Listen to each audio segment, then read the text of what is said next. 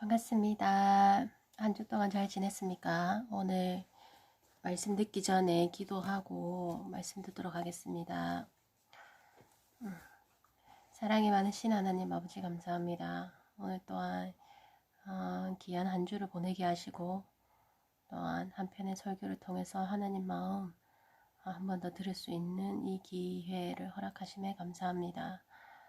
전하는 자나 또한 그 말씀을 받는 자 모두에게 동일한 은혜가 임할 수 있도록 하나님 함께 해주시고 무엇보다 오늘 설교의 가장 중심이 되시는 오직 하나님만이 드러날 수 있도록 하나님 이 설교 시간 주관하여 주시고 함께하여 주시옵소서.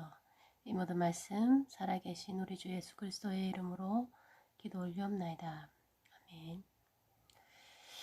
자, 우리 잘 지내고 있습니까? 자, 영상 설교가 이제는 익숙해져 가는 단계에 접어들고 있습니다. 우리 오히려 얼굴 보고 만나던 시간보다 영상으로 만나는 시간이 더 길어지는 것 같은 느낌이 드네요.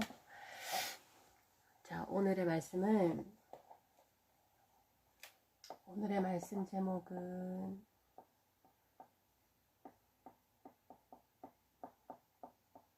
믿음의 실체라는 제목이고, 본문은 민수기 14장 11절에서 12절입니다.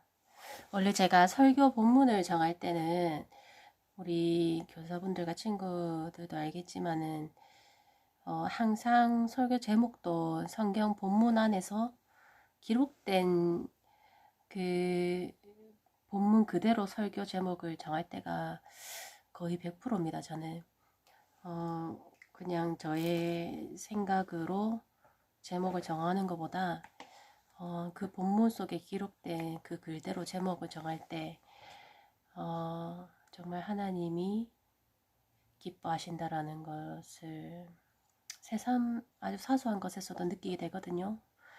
그래서 그만큼 제 생각을 넣지 않고 본문 그대로 전하고 싶은 제 마음도 있지만, 오늘은 그래서 본문 안에서 제목을 정했는데 한 3, 4일 동안 제가 이 본문을 묵상하면서 제가 한 편의 설교를 만들 때는 한 일주일 정도 묵상을 하는데 언제나 설교는 하나님이 인도하신다라는 걸 느끼게 되는 것이 무엇이냐면, 제가 열심히 머리를 짜내서 설교를 준비하고 자료들을 모으고 할 때에는 항상 그것이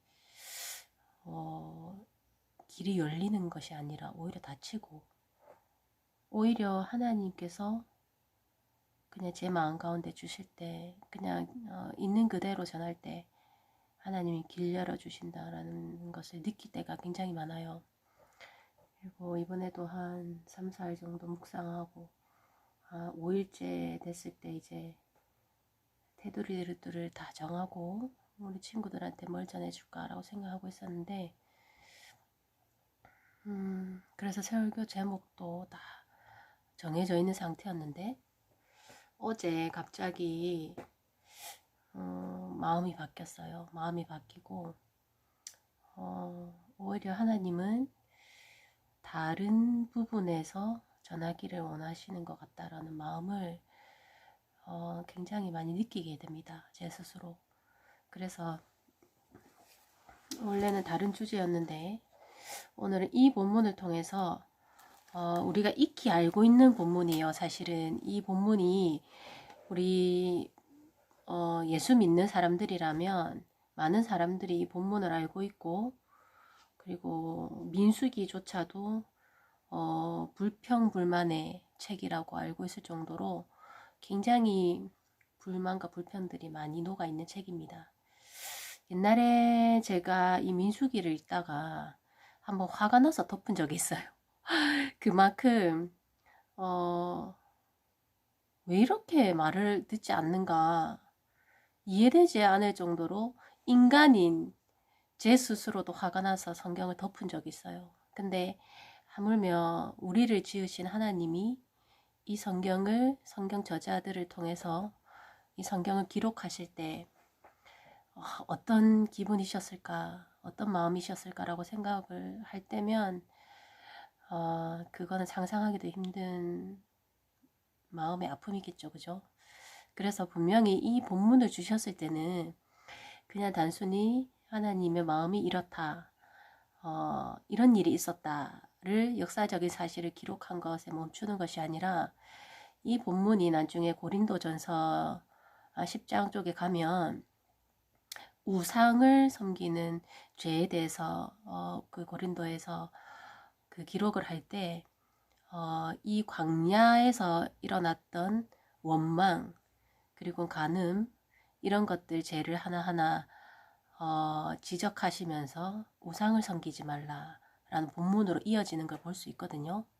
근데 이 광야에서 일어났던 모든 하나님을 시험했던 원망했던 것들이 왜 우상과 연결되는가 또 나중에 한번 묵상하다 보면 그게 또 십계명이랑 또 이렇게 이어지는 게 있습니다. 그래서 이 성경이 항상 이 구약의 모세오경을 보면 이것으로 끝나는 것이 아니라 이것을 통해서 또한 신약을 한 번 더 같이 보게 되고 신약을 넘어서서 하나님이 최종적으로 우리에게 주셨던 십계명 그 법 안의 법을 또 한번 훑어보게 되고 그리고 가장 마지막으로 하나의 법을 주셨죠. 서로 사랑하라. 그 법 안에서 또한 해석될 수 있는 것들이 있습니다. 오늘은 이 민수기 본문을 통해서 우리가 알기를 원하는 것은 자 시내산에서 우리가 법을 받고 성막을 짓고 그 다음에 하나님께 나아가는 방법 하나님과 교제하는 방법 진통성이 있다 그랬습니다.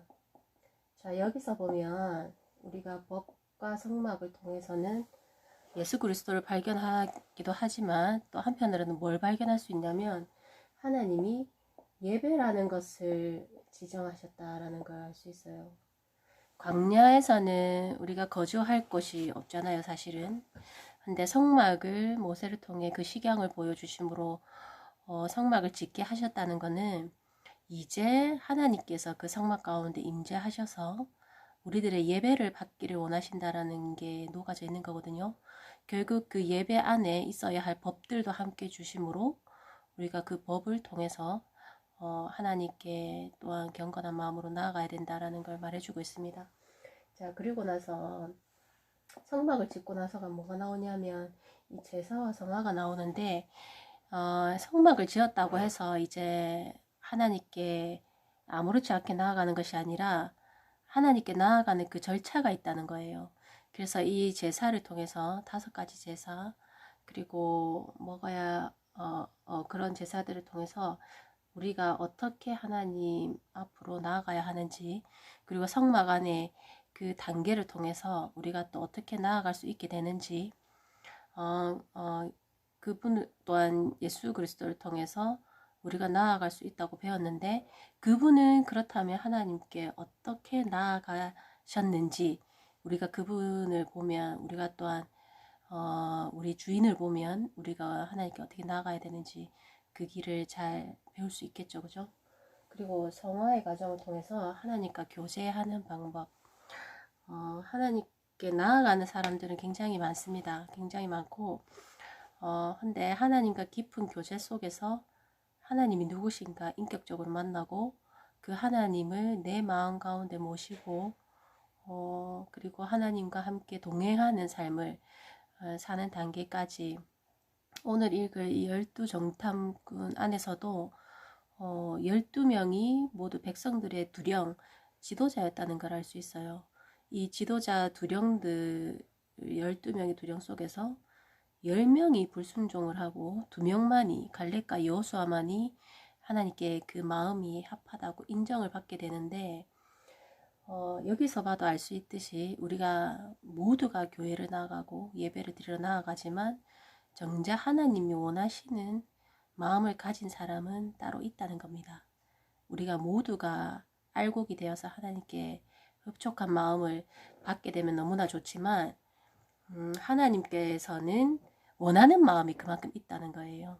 그래서 우리가 그 원하는 마음이 뭔가 오늘 이 본문을 통해서 배워보기를 바라는데, 그 전에 그리고 나서 진편성을 통해서 우리가 예배를 온전히 드리는 방법, 그리고 하나님께 나아가고 교제하는 방법을 배웠다면, 이제 진평성 속에서 저번 시간에 우리가 천하보다 귀한 속전, 왜 광야로 나아가기 전에, 이 시내산 다음에 광야잖아요. 광야로 나아가기 전에 진편성을 마지막으로 하는가? 그만큼 한 명 한 명 처음 난자 20세 이상의 이스라엘 백성들을 세기 위함도 있지만, 하나님이 그 진을 편성하면서 어떤 사람이 군대에 적합한 사람일까, 그리고 먼저 그 앞길을 가야 하는 사람들인가, 인도해야 하는 사람들인가, 그 한 명 한 명의 개수를 또한 정하면서 천하보다 귀한 속전이신 예수님과 같이 우리가 하나님께 나아가고 교제하는 걸로 멈추는 것이 아니라, 이제는 한 영혼을 정말 천하보다 귀하게 여길 줄 아는 그 마음을 하나님이 배우기를 원하시는 거예요. 그거를 배우고 나서 마무리로 하고 나서 하나님이 광야로 보내기 시작하시는 겁니다. 결국 여기서 보면 우리가 민수기가 이 광야의 부분에 속하거든요. 여기서도 광야가 있었고, 여기서 애굽이 있었죠. 출애굽을 했습니다. 여기서 출애굽을 했고, 광야를 지나 이제 시내산에 왔다가 다시 광야를 지나는 과정이 오늘은 이 과정이에요. 근데 똑같은 광야가 있었는데, 이 앞에 광야에서도 출애굽할 당시에도 이 이스라엘 백성들은 굉장히 많은 불순종이 있었습니다. 사실 모세를 원망하는 것, 모세의 말을 믿지 않는 것, 하나님이 자신을 보내주셨다는 것을 믿지 않는 것, 그리고 십지양을 통해서 그 많은 기적을 보면서도 믿음이 항상 존재하고 있었던 건 아닌 것 같아요. 근데 이제 출애굽을 하고 나서 이제 하나님과 모세의 말을 믿었더라 15장에 가면 그렇게 얘기를 하는데, 그리고 나서도 그렇게 고백을 하고 나서도 홍해길을 앞에 다다랐을 때는, 다시 그 군대들이 나왔을 때는 다시 원망하는 모습을 보죠. 근데 이 광야에서도, 출애굽 광야에서도 원망이 있었고, 이 광야에서도 똑같은 원망이 있었습니다. 근데 여기서 우리가 주목해야 하는 게 뭐냐면, 이 앞쪽에 출애굽과 광야에서 있었던 그들의 불순종과 그들의 하나님에 대한 반역에서는 하나님의 징계를 별로 찾을 수가 없어요. 우리가 그것에 집중을 해야 하는데, 근데 시내산에서 이 법이라는 것을 받고 나서 광야로 나아갔을 때는 얘기가 틀려집니다. 우리가 법을 받기 전에는 하나님의 징계가 없었다는 건 그만큼 하나님의 법이 주어지기 전에는 그 죄를 간과해 주시고 인정치 않으신다는 것을 알 수 있죠. 그죠? 우리 신약에서도 가면은 법이 주어지기 전에는 그 법이 죄인 줄 몰랐다. 근데 이 시내산을 거쳐서 법을 받고 나서 광야로 나아갈 때는 그 한 번 한 번의 그들의 원망과 불순종과 죄 속에서 하나님의 징계가 임하는 걸 하나하나씩 보게 됩니다. 여기서 보면 이 법이라는 것이 단순히 우리를 위해서 주어진 것이 아니라, 이제 내가 이 법을 정했는데 이 법의 기준에 이 법을 기준으로 순종하지 않는 자, 그리고 하나님을 믿지 않는 자, 이들에게는 반드시 이제는 징계와 심판이 임한다라는 메시지가 사실은 그 안에 있는 겁니다. 지금 우리에게도 신약이라는 법이 주어졌고 66권의 성경의 법이 온전히 주어졌어요. 사실은. 그래서 우리가 이런 말들 많이 하죠. 초신자 때는 별로 징계가 없었는데 하나님을 오래 믿으면 믿을수록 점점 아주 조그마한 실수에서도 나에게 징계가 임하는 걸 느낄 때가 있어요. 전도사님도 그렇거든요. 처음 하나님을 만날 때는 하나님을 오히려 지금보다는 덜 원망했던 것 같아요. 너무나 하나님을 사랑했기 때문에 오히려 더 죄를 짓지 않으려고 노력했던 것 같고, 그래서 그런지 모르겠지만 하나님의 사랑이 너무나 많이 임했었어요. 너무나 많이 임하고 한평생 살아오면서 내가 이런 사랑을 받아본 적이 있는가라고 의심할 정도로 하나님에 대한 사랑을 너무나 많이 받았습니다, 제가. 근데 직분이 하나하나 생겨가면서 리더의 자리에 점점 올라가면서 제가 뭘 느꼈냐면 하나님의 징계가 이 똑같은 이런 죄였는데 전에는 그냥 넘어가 주셨는데 이번에는 사람을 통해서 환경을 통해서 철저하게 이거를 막고 계시는구나라는 걸 제가 피부치로 뼛속 깊이 느낀 적이 있어요. 그래서 하나님은 사랑의 하나님이시지만 여전히 어린아이로 머물기를 원하시는 것은 아니구나. 자라나기를 원하시는구나. 무엇을 통해서? 이 법을 통해서. 이 법이 양육하기에 온전하게 양육될 수 있다고 그랬죠. 신약에 가면. 그래서 이 법을 통해서 양육받기를 원하시고 온전케 되기를 원하시는구나라는 걸 참 많이 느껴요. 그래서 이 시내산에서 법을 받고 나서 광야에서는 수많은 징계들이 임하는데 그 속에서도 우리가 민수기에서 읽어낼 수 있어야 하는 건 뭐냐면 이제는 하나님이 분노하시는구나가 아니라 하나님께서 이 분노하시고 징계하심을 통해서 역시 인간은 죄인들이구나. 죄인으로서 죄를 짓는구나. 하지만 민수기에서 발견해야 하는 것은 그럼에도 불구하고 광야에서 죽은 사람들도 있었지만 그럼에도 불구하고 그 속에서 믿는 자들을 통해 끝까지 이 모압 평지까지 그리고 가나안까지 끌고 가시는 하나님의 그 열심을 읽을 줄 알아야 되는 겁니다, 사실은. 그래서 민수기는 따분한 지겨운 인구조사와 그리고 하나님의 징계가 많은 불순종의 책으로 생각을 하다 보면 민수기가 사실은 읽기 싫어져요. 다른 책보다 재미없다고 생각이 들고. 근데 항상 우리가 성경을 대할 때는 재미라는 관점보다는 하나님의 마음이 이 민수기에 어떻게 녹아 있는가. 근데 우리가 인구조사를 하면서 천하보다 귀한 우리가 정말 지겨운 숫자를 센다라고 생각했는데 그 이면에는 한 명 한 명을 계수하시는 하나님의 그 사랑이 녹아 있었구나를 발견하게 되고, 그리고 또 민수기의 불순종들을 통해서 이렇게 사람들이 불순종했구나, 불평하니까 하나님한테 벌 받았구나의 관점이 아니라 이렇게 죄인들은 죄를 지을 수밖에 없는데도 불구하고 하나님은 끝까지 모압 평지로 그들을 인도하고 계시는구나 라고 하나님의 그 열심과 사랑을 우리는 민수기에서 사실은 읽을 수 있어야 되는 겁니다. 그래서 이 민수기도 우리가 창세기에도 예수 그리스도, 그리고 출애굽기에서도 예수 그리스도를 많이 발견했죠.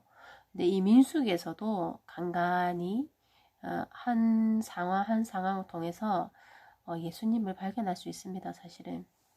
오늘은 이 본문을 통해서 우리가 가나안을 탐지했던 이 본문을 통해서 여기에서는 또한 예수님을 어떻게 발견할 수 있는가 우리가 한번 볼 필요가 있습니다. 그래서 이 민수기를 통해서 하나님이 인도하심을 꼭 깨닫기를 원하고, 그리고 제가 그 카드를 여러 단어가 녹아있는 그 카드를 과제를 하나 드렸었습니다. 대부분이 저한테 주셨지만 아직 주지 않은 분도 한두 분 계신 것 같아요. 근데 제가 거기서 7가지의 단어를 선택하라고 했는데 그 선택하라고 한 이유가 단순히 심리학적으로 우리 교사분들과 학생들의 마음은 어떤가를 테스트하기 위해서 드린 과제는 아니었어요. 제가 드린 목적은 어떤 단어에 집중하고 있는가 스스로 그것을 점검해보고 그 단어에 집중하고 있는데 그 단어가 실제로 내 삶과 연결지었을 때 정말 내 삶에서 그런 것들이 일어나고 있는가 한번 점검해보라고 보내드린 겁니다. 그 속에서 보면은 이게 무슨 테스트인지를 짐작을 하고 좋은 단어만 임의적으로 뽑은 분들도 분명히 있을 거예요. 근데 그런 생각을 하지 않고 그냥 그때 느꼈던 그 마음대로 뽑은 분들은 아마 제가 드리는 그 부분에서 더 정확하게 지금 자신의 상태를 그리고 자신의 마음을 점검할 수 있는 시간이 됐을 겁니다. 그리고 처음부터 의심하고 이건 또 무슨 일이지? 꼭 내가 이걸 줘야 되나라고 한 분도 있겠지만 그 속에서 제가 말씀드리고 싶은 건 내가 기쁜 마음으로 순종하고 있는가, 아니면 또한 내가 정말 하기 싫고 쓸데없는 짓이라고 생각을 하는데도 그래도 전도사가 하라니까 한번 하고 있는가, 아니면 처음부터 별것도 아닌 이런 쓸데없는 걸 시키냐고 하지 않았는가. 이 과정 속에서도 보이지 않는 하나님께 내가 인도함을 받고 있는가. 하나님은 어떤 도구를 쓰실지 모르고 어떤 상황을 우리 삶 속에서 허락하실지 모릅니다. 근데 내가 거기에 어떻게 반응하고 있는가를 점검할 수도 있는 부분입니다. 그 부분이 우리 오늘 가나안 탐지의 본문과 연결되는 부분입니다. 그래서 다 같이 공유한 건 아니니까 한번 이 본문을 묵상해 보면서 내가 선택한 단어들이 뭔지, 그리고 가장 먼저 처음 선택한 단어가 뭔지, 가장 내 눈에 처음 들어왔다는 건 그만큼 그 단어에 많이 집중하고 있다는 거겠죠. 제가 여러 개를 훑어봤을 때 좋은 단어도 있고 나쁜 단어들도 있었어요. 한 7개 중에 5개 정도가 나쁜 단어만 고른 친구도 있었습니다. 근데 거기서 제가 확인이 되는 건 이 친구는, 이분은 이런 사람이구나라는 평가가 아니라 지금 마음이 여기에 집중하고 있을 만큼 마음이 힘들구나를 느낄 수 있는 거예요, 사실은. 그래서 표현하지 못하고 말하지 못하고 있지만 간접적으로나마 제가 그걸 느낄 수 있는 부분도 있었습니다. 그래서 한 번 더 신경이 가게 되고 오늘 본문을 통해서 비록 내 마음은 어둠에 있어도 내가 선택할 때는 빛을 선택할 수 있는 그런 의지가 이 본문을 통해서 생겨났으면 좋겠다라는 마음이 듭니다. 오늘 이 본문이 왜 너무나 중요하냐면 사실은 단순한 가나안 탐지지만 이것이 어디와 연관이 되냐면 천국과 연관됩니다. 자, 우리가 예수를 믿는 목적은 사실은 천국을 가기 위해 믿고 있는 거죠, 그죠? 우리가 믿음으로 천국을 가기는 하지만 그 믿음으로 천국을 간다는 것이 우리에게 추상적으로 느껴질 때가 너무나 많아요. 나는 믿고 있는데 천국이 정말 있나라고 의심하는 친구도 있고 나에게는 믿음이 별로 없는 것 같은데 천국은 반드시 있다고 믿는 친구도 있고 그 믿음을 오늘 한번 점검해보는 시간이 되면 좋겠습니다. 자, 우리가 먼저 이거를 얘기하기 전에 성경책을 한번 다 들고 와보세요. 민수기 13장, 14장을 통틀어 우리가 볼 필요가 있는데, 자, 제가 분류를 좀 해드릴게요. 자, 먼저 성경책 폈나요? 민수기 13장 1절에서 16절까지는 각 지파의 두령을 뽑아 하나님이 보내라는 명령을 하게 됩니다. 여기서 보면 하나님이 여호와께서 모세에게 사람을 보내어 내가 이스라엘 자손에게 주는 가나안 땅을 탐지하게 하되, 하나님이 모세에게 명령을 내리시는 본문이 바로 이 13장 1절에서 16절까지입니다. 그리고 나서 이 17장에서 24절까지 보면 모세가 그 땅에 어떠함을 탐지해야 하는지 조목조목 세세한 것들까지 지시하는 장면을 봅니다. 그리고 25절부터 33절이 그 가나안 땅을 탐지하고 오고 나서 12정탐꾼들이 백성들 앞에서 그 땅에 대한 평가를 하는 본문이 25절에서 33절까지 있거든요. 그리고 나서 14장에서부터 10장까지 백성들의 원망과 그리고 모세와 아론의 중재 사역이 시작되고 있습니다. 자, 그 평가를 들은 백성들이 이제 원망하기 시작하는데, 이때 하나님이 11절, 12절 오늘 본문 주제 같이 하나님이 많이 진노하셨어요. 많이 진노하셨는데 그 진노한 이유가 11절에 보면 어느 때까지 나를 믿지 않겠느냐라고 하시거든요. 결국 그들의 불평 때문에 하나님이 분노하신 것이 아니라 그 불평 속에서 하나님은 믿음 없는 것을 보신 겁니다. 왜 이 원망과 불평 속에 믿음과 연관이 되는가? 이런 것들이 한번 살펴보기를 원합니다. 그리고 나서 자 25절까지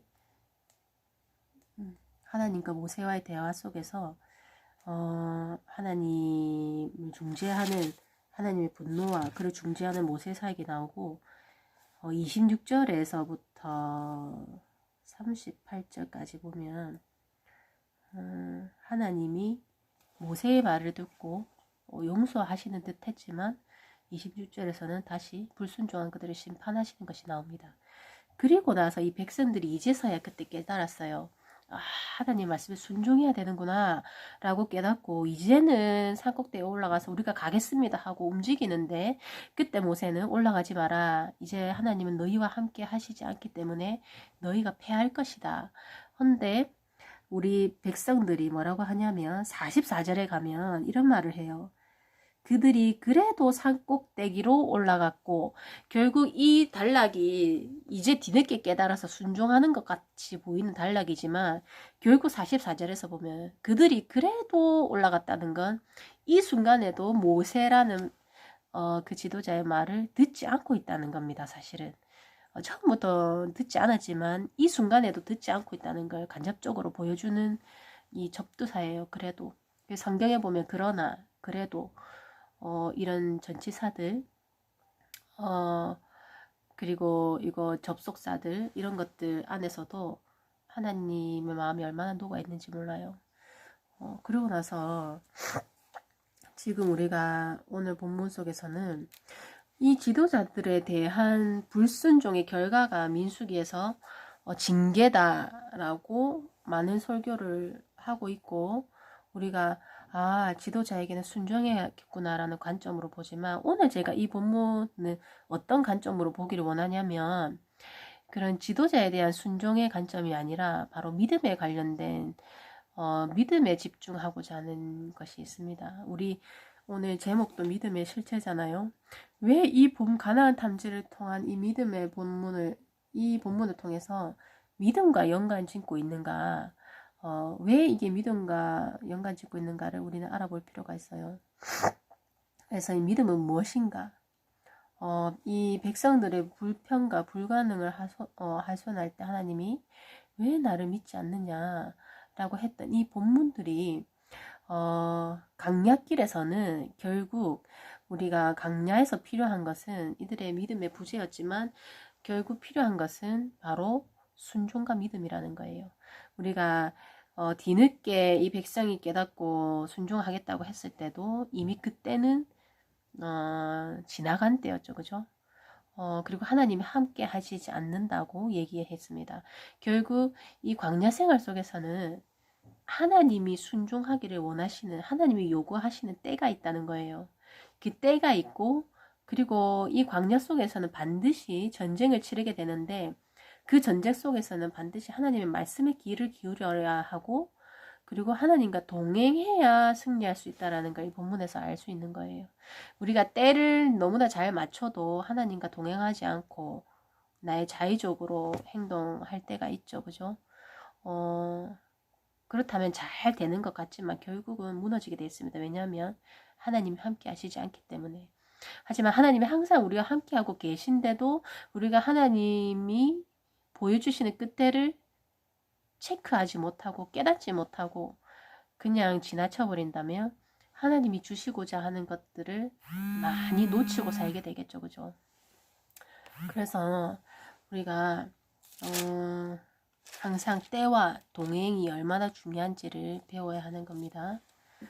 자, 우리가 전도사님이 제가 이 설교 듣기 전에 하나의 영상을 보라고 영상을 하나 올려줬어요. 그죠? 이 영상이 우리 지난 시간의 영상 속에서도 뭘 제가 말씀드렸냐면 모든 학문 속에서 하나님이 녹아있다.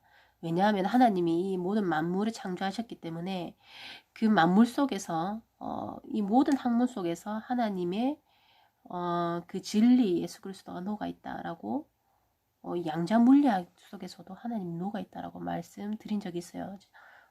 지난 그 설교 영상에 보시면 근데 제가 오늘 이거를 준비하다가 몇 년 전에 제가 한 5, 6년 전이었는가 한번 그 물리학 공부를 하다가 제가 이 영상을 우연찮게 봤는데 이게 굉장히 유익한 영상이구나라는 걸 알고 자료를 한번 뽑아 놓은 적이 있어요. 그래서 오늘 이 영상을 한번 우리 친구들과 같이 보기를 원하는데 이미 봤을 거라 생각하고 제가 한번 읽어 주겠습니다. 아직 못 본 친구들을 위해서.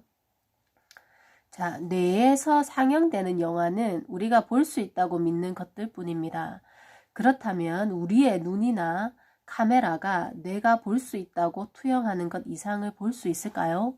그런 식으로 뇌는 구성되어 있습니다. 즉 우리가 가능하다고 믿는 것만을 보는 것이죠. 우리는 조건화를 통해 우리 안에 존재하는 것과 맞는 패턴만을 연결시킵니다. 여기 그것에 관한 멋진 이야기가 있죠. 전 사실이라고 믿고요. 아메리카 대륙의 원주민들이 카리브 해의 섬에서 콜럼버스의 배가 다가왔을 때 그들은 콜럼버스의 배를 전혀 볼 수 없었습니다. 왜냐하면 그 배는 그들이 전에 보았던 것들과는 너무나 달랐기 때문이죠. 콜럼버스의 함대가 섬으로 다가왔을 때 원주민들 중 어느 누구도 배를 볼 수 없었습니다. 배들이 수평선 위에 실제로 존재했음에도 말이죠. 그들이 그 배를 보지 못했던 이유는 그들이 그들의 뇌나 경험 속에 범선이라는 지식이 없었기 때문입니다. 주술사는 바닷가에서 물결이 일렁이는 것을 보았지만 배는 볼 수 없었습니다. 주술사는 왜 물결이 일렁이는지 궁금해하기 시작했고 매일 해변으로 나와 바라보고 또 바라보았습니다. 얼마의 시간이 지나자 주술사는 배를 볼 수 없었습니다. 그리고 일단 그가 배를 보고 사람들에게 배가 있다고 이야기를 하자 다른 원주민들은 그 주술사를 믿었기 때문에 그들 역시 배를 볼 수 있었습니다. 자, 여기서 보면 주술사 한 명이 나옵니다. 실제로 이 바닷가에 이 섬에 콜럼버스의 배가 다가왔을 때 전혀 보지 못했다고 합니다. 원주민들도 주술사들도. 근데 그 이유가 뭐냐면 범선이라는 지식이 그들 가운데 이 지식이 없었다고 얘기하고 있습니다. 지식이 없으니까 실제로 그 수평선 위에 배가 떠다니고 있는데도 그걸 볼 수가 없었다는 거죠. 우리는 지금 수많은 지식이 있기 때문에 처음 보는 것 같은 것도 다 눈에 보이게 되지만 정말 지식 자체가 없었다면 정말 보지 못하게 되는 건가? 근데 그 배는 보지 못했지만 이 울렁이는 이 파도가 울렁이는 건 봤다고 그래요. 근데 그 파도가 울렁이는 게 너무 궁금해서 왜 그런가 싶어서 계속 가서 바라보고 계속 바라봤답니다. 계속 바라봤는데 어느 순간에 그 배가 보였고 그 배를 보고 다른 이들에게 배가 있다고 전했을 때 여기서 참 신기한 게 뭐냐면 다른 사람들이 그 주술사를 믿었기 때문에 배를 보게 되었다라는 구절이 있거든요. 이 글이 있거든요. 과연 주술사를 믿지 않았다면 그 원주민들도 배를 볼 수 있었을까? 한 명이 항상 바라보고 그 배를 발견한 사람이 있고 그냥 지나칠 수도 있는데도 파도가 울렁이는 거 보고 궁금해해서 바라봤다. 이 속에서도 그런 사람이 있고 그것을 발견한 후에 자신만 알고 있는 것이 아니라 다른 이들에게 다른 가족들에게 얘기했을 때 그들도 보지 못했지만 그 주술사를 믿었기 때문에 그 배를 보게 되었다는 굉장히 우리 유익하게 우리에게 다가오는 것들이 있어요. 우리 모세를 보면 모세가 하나님이 부르실 때 떨기나무의 불꽃 가운데서 부르시죠. 근데 그때 그냥 모세야 라고 부르시지 않고 성경에 보면 어떻게 돼 있냐면 왜 나무인데 타지 않는가 거기에 대해서 궁금해하는 모세가 그 구절 속에 녹아 있어요. 읽어보시면 일단 그 자신이 궁금해하는 게 필요한 거예요. 한마디로 저건 왜 그런가? 우리가 한 사물을 볼 때 왜 저런가? 우리 신약에 보면 우리 성경을 묵상할 때도 정말 그러한가? 이런 마음을 가진 베레아 사람들이 있었죠. 항상 무언가를 발견할 때는 항상 왜 그런가? 왜 그런가? 라는 물음표에서 시작하는 것 같아요. 항상 우리 과학 공부를 할 때도 그런 것들을 하나의 법칙들을 만들 때 보면 그 과학자들이 왜 그런가에 대한 질문을 통해서 항상 새로운 법들이 만들어지는 걸, 법칙들이 만들어지는 걸 보게 되거든요.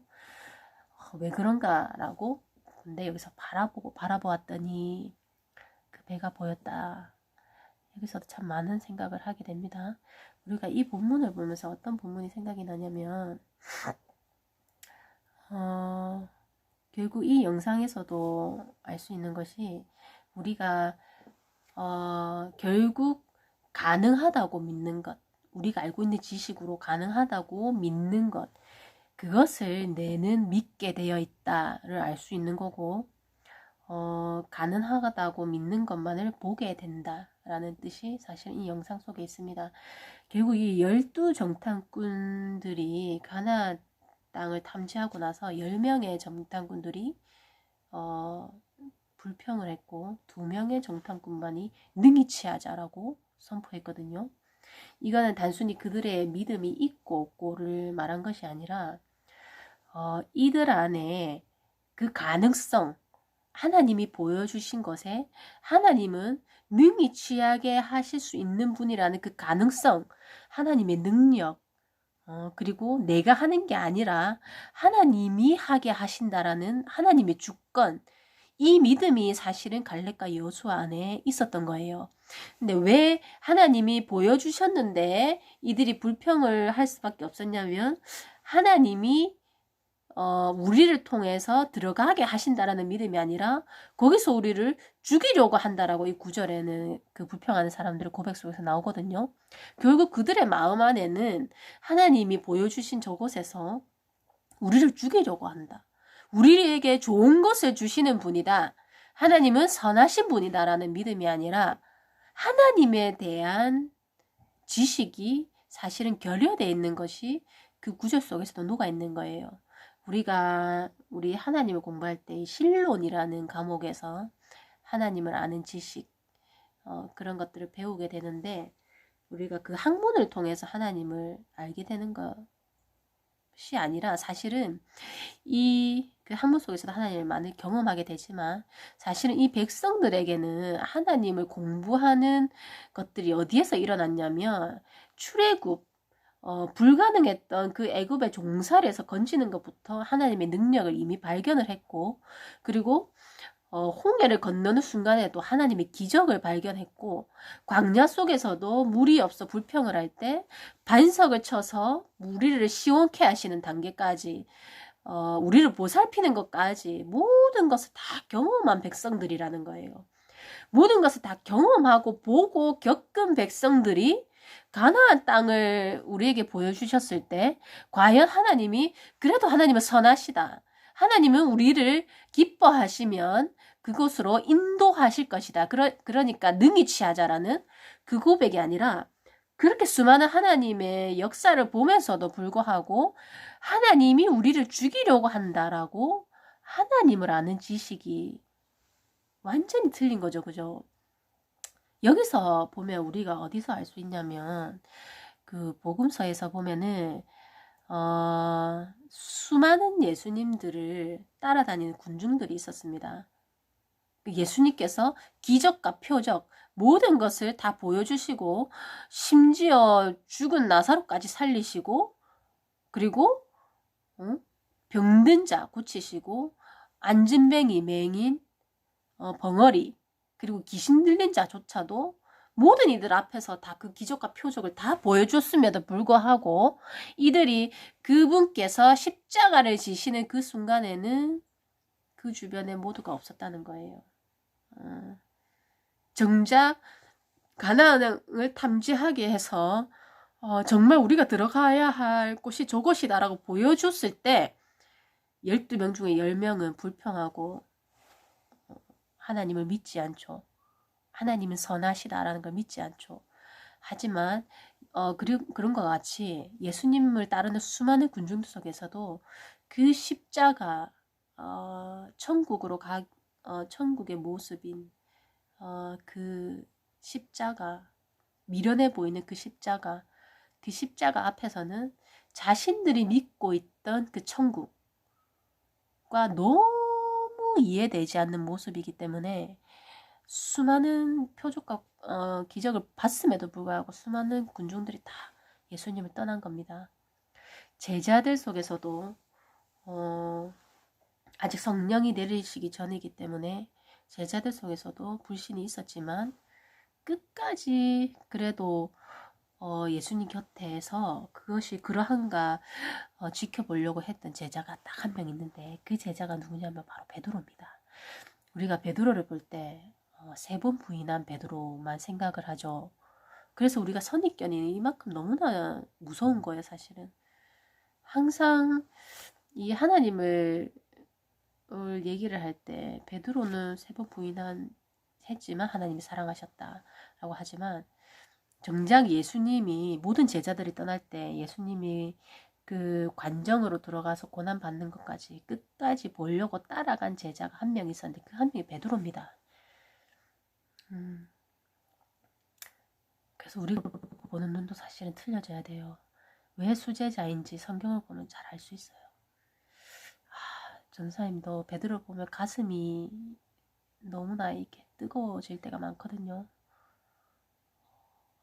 자신의 실수를 자기 피부치로 느끼면서도 그 예수님을 사랑하는 마음은 너무 뼛속 깊이 있었기 때문에 그 자기 자신의 자아와 그 사랑하는 마음에 부딪혔을 때 결국 자기 자신을 선택했던 자신의 그 미련함이 훗날에는 역십자가에 죽기까지 그 예수님에 대한 사랑이 가장 뜨거운 제자가 바로 베드로입니다, 사실은. 그래서 우리가 여기서 보면은 민수기 속에서도 단순히 불평한 백성들만 보이는 것이 아니라 이 속에서도 우리가 예수님을 발견할 수 있는 거예요, 사실은.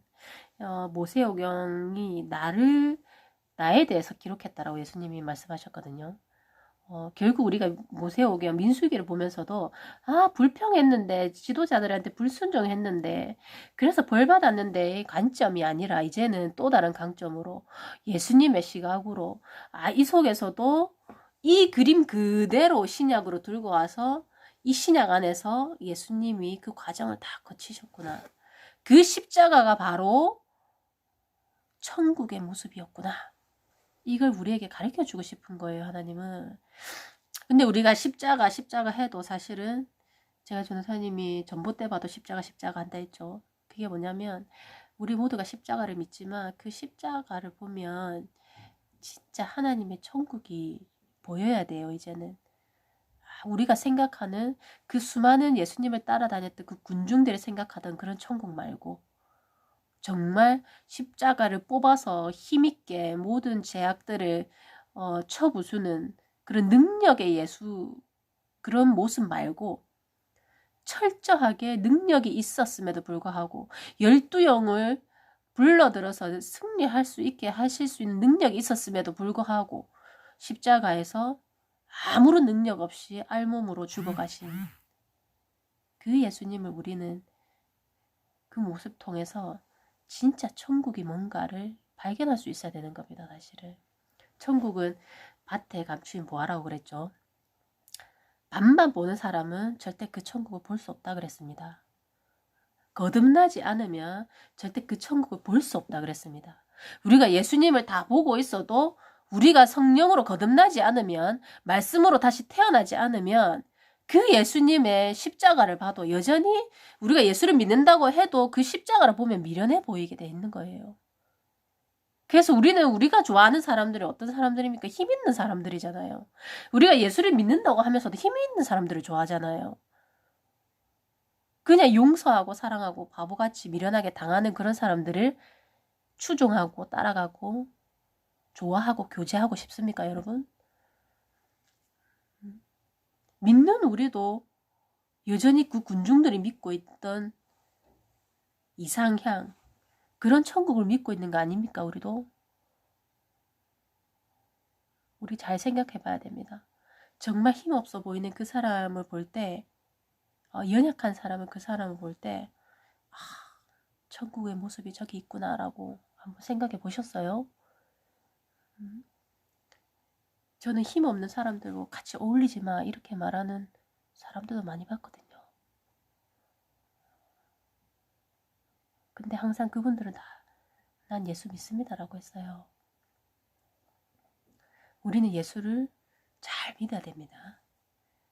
하나님이 이 가나안 땅이 천국이다 이걸 말하는 것이 아니라 이 가나안 땅에 가는 과정 속에서 반드시 이런 일들이 일어나는데 이 여호수아와 갈렙만이 그 마음이 하나님을 온전히 쫓았은즉 이런 구절이 있거든요. 그 마음이 하나님이 합하다라고 인정한 거예요. 왜? 하나님의 주권을 인정했기 때문에. 하나님의 능력을 의심하지 않았기 때문에. 그들이 모세를 믿었던 건 모세가 잘나서가 아닙니다. 하나님이 모세를 통해 역사하고 있다는 걸 믿었기 때문에 모세의 말에 순종한 거예요.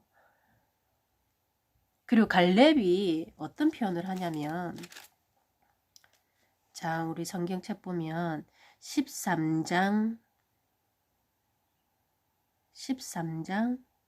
30절 한번 찾아보세요. 13장 30절. 13장 30절에 보면 뭐라고 되어 있냐면, 갈렙이 모세 앞에서 백성을 안돈시켜 이르되, 결국 불평을 하던 그 10명의 정탐꾼들 사이에서 갈렙이 백성들 앞에 안도시켜 진정시키면서 아니야 거기 능히 취하자 우리는 이길 수 있어 라고 얘기할 때 어떤 단어가 들어있냐면 모세 앞에서 라는 단어가 들어있어요. 우리가 성경을 공부할 때 단어 하나 조사 하나도 우연히 기록된 게 없다는 게 우리 이제 축자영감설이라는 그런 신학적 용어가 있는데, 이 모세 앞에서라는 이것이 모세가 율법, 하나님의 법을 대표하는 거거든요. 결국 갈렙은 하나님의 말씀 앞에 있었다는 거예요. 하나님의 말씀 앞에 있었기 때문에 능히 취하자. 왜? 하나님이 주신다고 했기 때문에, 하나님이 가라고 말씀하셨기 때문에 그 말씀 앞에서 능히 취하자라고 선포한 겁니다, 사실은. 근데 그 나머지들은 어떻습니까? 그냥 백성 앞에서라는 구절밖에 없어요. 자, 여기서 보면 우리가 하나님 말씀 앞에 있는 게 얼마나 중요한가, 하나님 말씀이 내 안에 있는 게 얼마나 중요한가, 그 말씀이 정말 역사하도록 우리가 순종하는 게 얼마나 중요한가, 그 때를 맞추는 게 얼마나 중요한가. 우리 눈에 보이는 것만 보이는 것이 아니라 우리 영상 속에서 그 주술사를 믿었기 때문에 그가 한 말을 믿었다. 그가 있다고 보여준 그 범선을 보게 되었다라고 했죠.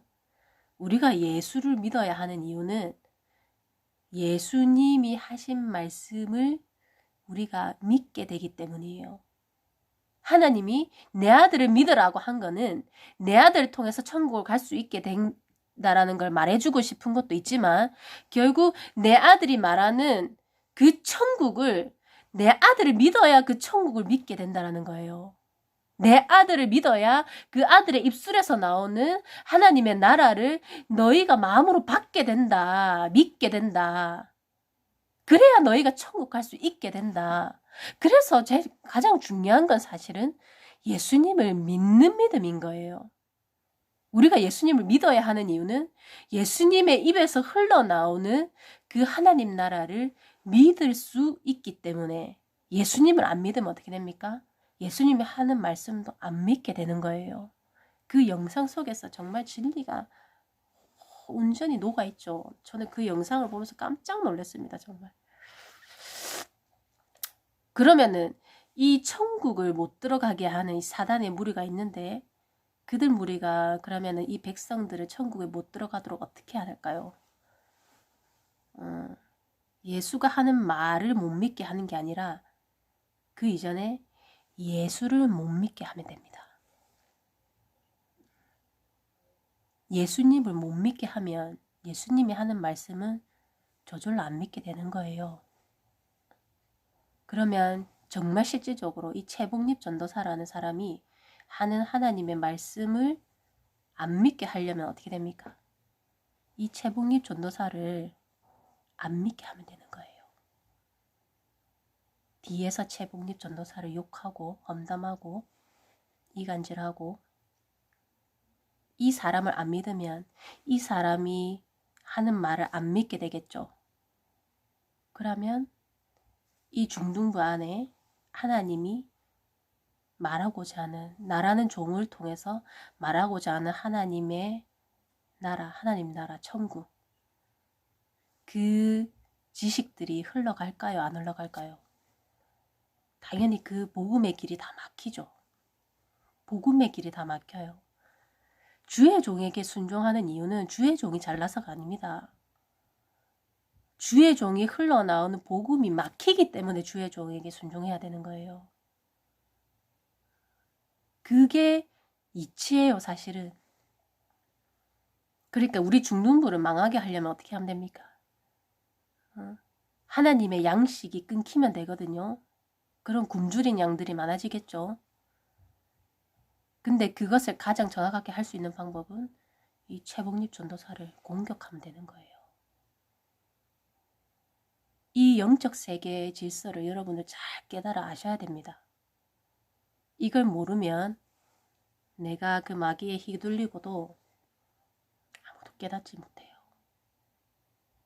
그러니까 이 예수님을 뒤에서 어떻게 이간질을 했는지 그 유대인들이 복음서에서 잘 읽어보세요. 예수님을 믿지 못하게 하려고.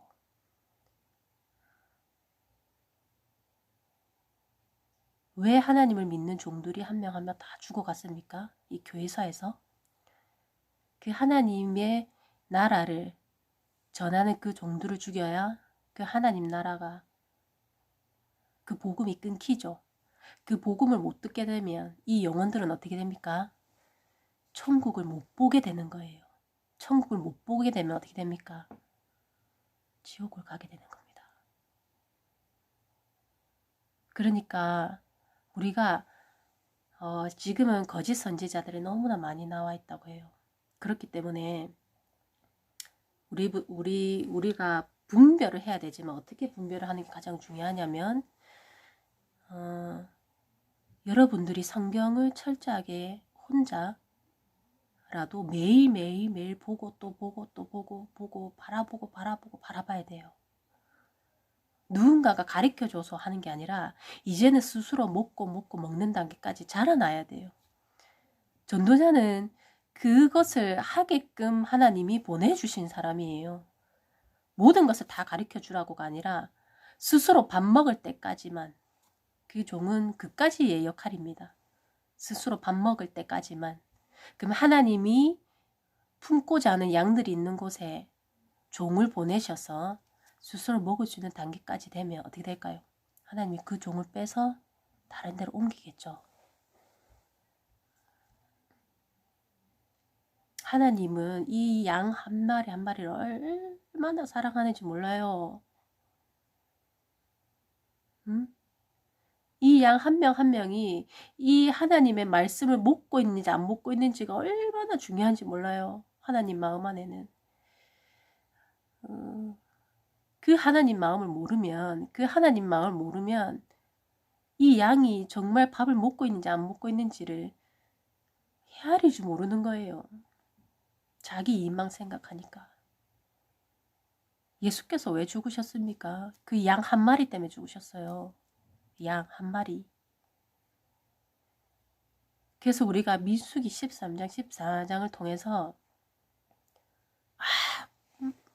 지도자 말 안 들으니까 벌 받았네. 이 수준에서 멈추면 안 됩니다. 이제는 하나님이 보여주신 것, 믿음으로 보여주신 것, 우리 믿음의 실체가 누굽니까? 예수님이잖아요. 믿음으로 보여주신 것은 우리가 믿음으로 받고 선포해야 되는 거예요. 그래서 불평과 불만 그 안에는 뭐가 있냐면 사실은 내 마음이 고단해서 불평불만할 때도 있지만 사실은 하나님이 왜 이런 곳에서도 건져주지 못하는 분인가, 내가 이렇게 힘든데 왜 건져주지도 못하는 분인가에 대한 하나님의 불신도 있는 겁니다. 그 불평 안에는. 그렇기 때문에 우리가 하나님을 많이 경험했다면, 전도사님은 하나님을 굉장히 많이 경험했어요. 믿음이 너무 없어서, 그리고 죄가 너무 많아서 하나님이 남들보다 더 많은 은혜를 주셨어요. 그런데도 불구하고 아직도 불평하고 불만하는 게 있거든요. 그러니까 얼마나 부족한 종입니까 사실은. 근데 하물며 그런 많은 경험들이 없는 분들이 오히려 더 신실하게 잘 믿었대. 그때 참 저 자신도 많이 부끄러워져요. 그래서 이 예수님을 믿는 믿음이 얼마나 중요한지, 하나님을 보내신 종의 입술을 통해서 흘러나오는 말씀을 믿는 것이 얼마나 중요한지 우리는 깨달아 알아야 되는 겁니다. 자, 마지막으로 히브리 12장 2절. 히브리 12장 2절.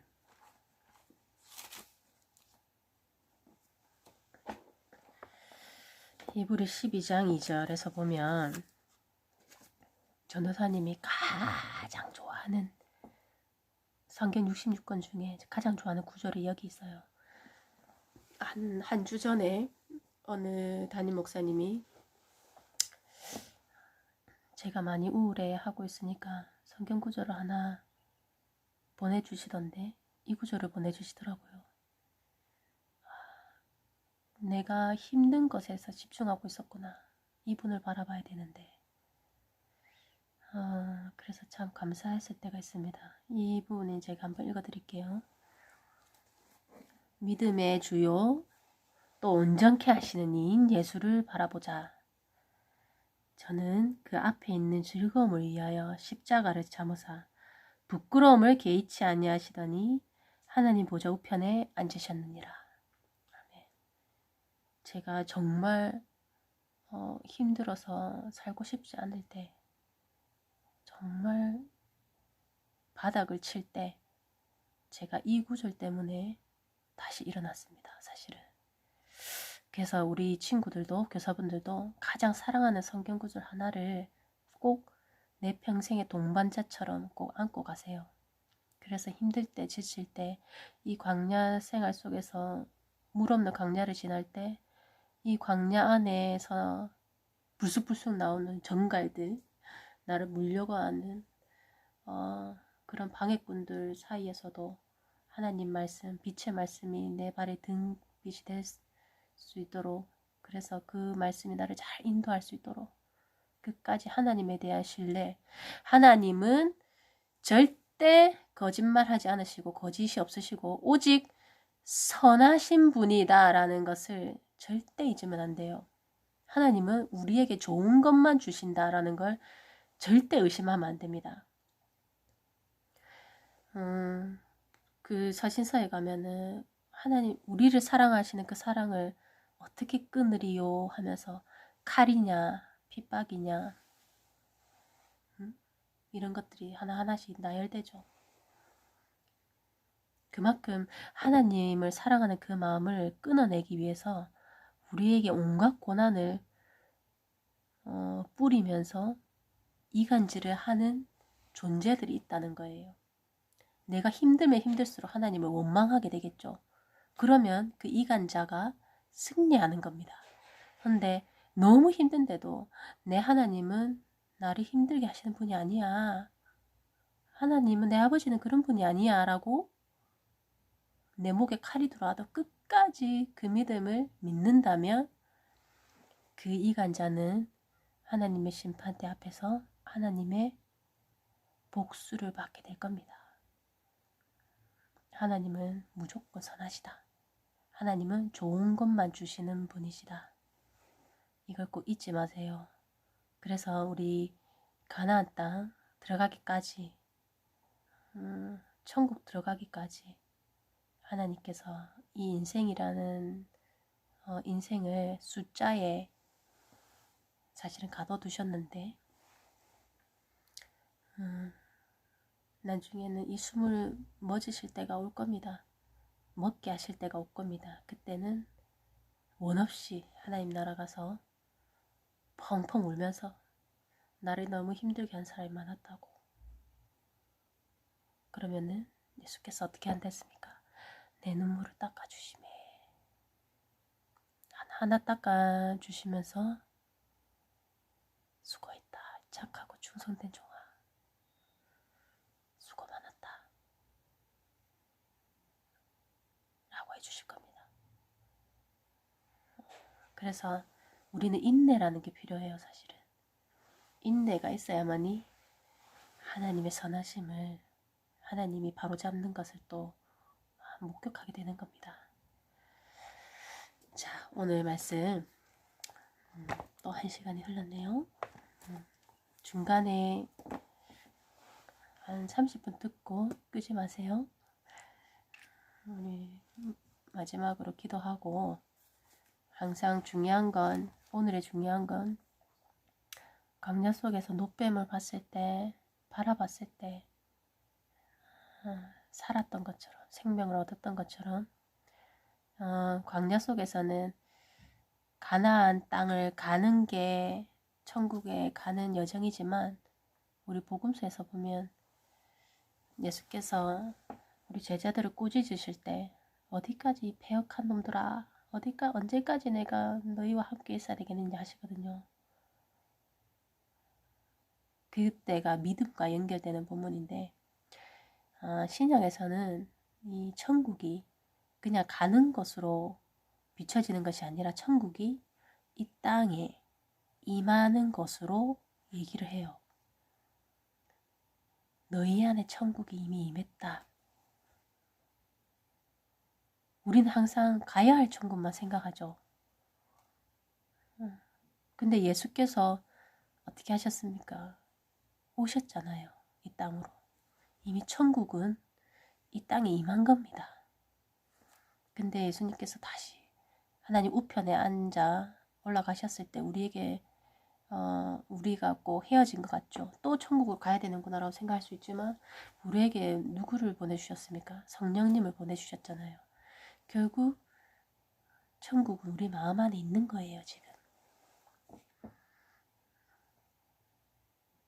그러니까 며칠 전에 어느 장로님이 제게 행복하세요 라고 말씀하시던데 전 너무 행복해요. 너무 행복해서 절제가 안 될 때가 많습니다. 그래서 저 같은 전도사를 처음 본다고 사람들이 그러는지 모르겠어요. 항상 밝게 웃으시고 울 때는 뜨겁게 웁시다. 눈물이 나는데 참지 마세요. 울고 싶을 때 뜨겁게 울고 웃을 때는 옆에서 누가 좀 말려달라고 할 정도로 웃고 사람은 마음이 솔직하고 진실돼야 됩니다. 가식이 아니라 울고 싶을 때 울고 기분 나쁘면 기분 나쁘다고 얘기하고 그런 표현이 정확한 우리 친구들이 됐으면 좋겠어요. 그냥 예만 하지 말고 어떤 친구들은 전도사님 왜 코가 막혔어요? 이렇게 물어보던데 그렇게 궁금해하기도 하고 서로가 오늘은 왜 안 왔어요? 오늘 무슨 일 있었어요? 이렇게 궁금해하기도 하고 그렇게 항상 우리 마음을 열어서 밝게 교제하는 다시 만날 때까지 그 하나님 나라를 사모하는 우리들 한 명 한 명이 되기를 소망하고 언제나 불평거리가 생겨도 마지막에는 그래도 감사합니다라고 마무리할 수 있는 믿음의 분량이 될 수 있도록 우리 함께 기도합시다. 전도사님 항상 우리 교사분들과 우리 친구들을 항상 아끼고 있어요. 마음으로. 저도 성격이 남자 같아가지고 표현을 잘 안 하지만 제 마음 안에는 항상 사랑하는 마음이 있습니다. 하나님의 양들을 사랑하는 마음이 있어요. 그러니까 언제나 우리 서로를 기도하며 함께 올해 안을 잘 승리로 나아가 봅시다. 자, 기도하고 마치겠습니다. 하나님 아버지 감사합니다. 오늘 민수기 13장, 14장을 통해서 천국을 한번 맛보게 하셨습니다. 우리가 그 정탐꾼들이 다 지도자들이었다는 걸 너무나 많이 깨닫게 됩니다. 그 12명 중에 10명의 지도자들이 불평을 했다는 것이 참 많은 생각을 하게 합니다. 저는 어떤 지도자입니까? 능히 치하자라고 말하는 지도자입니까? 아니면 모두가 가능하다고 할 때 그건 불가능하다고 말하는 지도자입니까?